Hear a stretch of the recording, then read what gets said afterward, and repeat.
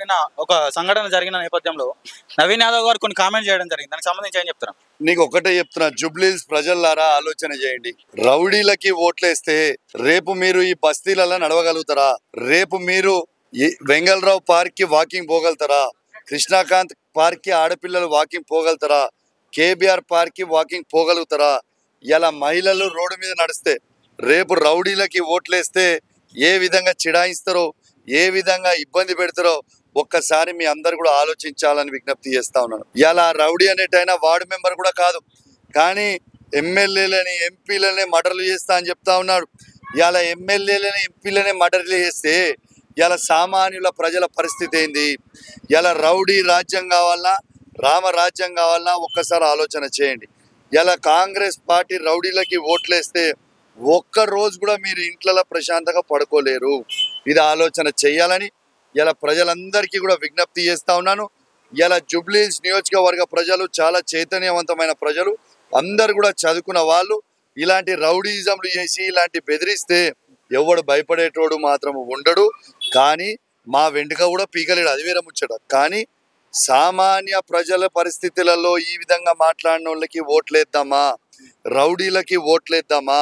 ఇలా ప్రజలు పాపము, ఈ అక్క ఉన్నది ఇలా కిరాణా దుకాణంలో ఉన్నది, రేపు పొద్దున రౌడీలకు ఓట్లేస్తే ఏమవుతుంది? రేపు పొద్దున మామూలు వసూలు చేస్తూ ఉంటారు. పొద్దున్న లేవగానే అక్క వాళ్ళందరూ కూడా మామూలు రౌడీలకు పంపాల్సి వస్తుంది. కాబట్టి ప్రజలందరూ కూడా ఆలోచిస్తారు.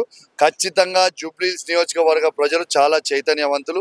ఖచ్చితంగా కర్ర కాల్చి వాత పెడతారు, గ్యారెంటీ. టీఆర్ఎస్ పార్టీ నాయకులకు సూటిగా హెచ్చరించడం జరిగింది. మీరు గల్లీలు దాటలేరు, ఇల్లులు చూడలేరు అని చెప్పేసి మాట్లాడుతూ ఉన్నారు. దీనికి ఏం చెప్తారు? గల్లీలలో తిరుగుతున్నా, బస్తీలలో తిరుగుతున్నా, ఏం దాటలేమే, ఏం చేయలేమే. రాజకీయం అంటే రౌడీయిజం కాదు.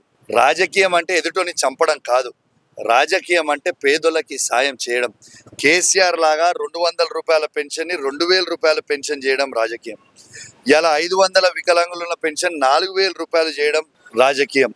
ఇలా పేద బిడ్డలు పెళ్లి చేస్తే మేనమామలాగా కళ్యాణ్ లక్ష్మి 1,116 రూపాయలు ఇవ్వడం, అది రాజకీయం. రౌడీజం చేస్తాం, మేము గుద్దుతాము, మర్డర్లు చేస్తాము అనేది రాజకీయం కాదు. ఖచ్చితంగా మీకు చెప్తా ఉన్నాను, ప్రజలందరూ కూడా చూస్తూ ఉన్నారు. మీరు నవంబర్ 11th రోజు ఏ విధంగా పోలింగ్ అయితే చూస్తారు. ఎవ్వరు ఊహించుకొని మెజారిటీలో ఈసారి కేసీఆర్ గారి నాయకత్వంలో గెలవబోతా ఉన్నారు. నిన్నగాక మొన్న ఇదే బస్తీకి రంగనాథ్ గారు వచ్చారు. ఏమని చెప్తారు రంగనాథ్ గారు వచ్చి? ఇవి మొత్తం మూసి మీద కట్టిర్రు, హైడ్రా కింద పెట్టి జేసీబీలు పెట్టి ఇల్లు గులగొడతామని చెప్తా ఉన్నారు. ఇలా పేదోళ్ళ ఇల్లు గులగొడితే మనకు వచ్చేది ఏంటిది? ఎందుకు గులగొట్టాలి?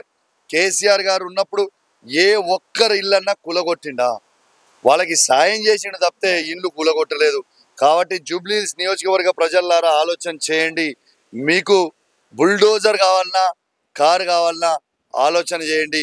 మీకు రౌడీ రాజ్యం కావాలన్నా, రామరాజ్యం కావాలన్నా ఒక్కసారి మీరు అందరు కూడా ఆలోచన చేయాలని మీకు విజ్ఞప్తి చేస్తూ సెలవు తీసుకున్నాను. జై తెలంగాణ, జై కేసీఆర్.